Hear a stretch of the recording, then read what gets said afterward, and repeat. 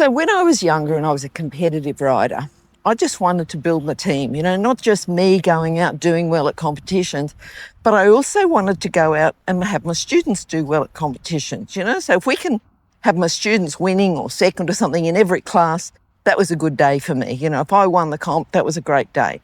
But then I started to realise that some of my students didn't want to ride. They didn't want to compete.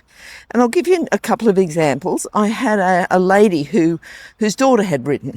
Daughter had competed a fair bit, and I'd competed against her. She'd done well. But then she went to uni. I think she got married, and the family were going to sell the property, the acreage property. And the lady said, I always thought that I'd get on a horse again. But, so she asked me about lessons, which I was keen to do. And the very first lesson, she just took ages. She wasn't ready. She wasn't saddled up. She was just taking her time. I've got to go and get a drink. I've got to go to the bathroom. Can you ride the horse first? And then just towards the end of the lesson, I said, we've got about, only a little bit left. Are you going to get on and ride, or do you want to do some groundwork, or how do you want to finish this lesson? Anyway, so eventually she got on, and I'm ready. I'm ready then to go, great, let's go. We can walk, trot, canter, how high do you want to jump?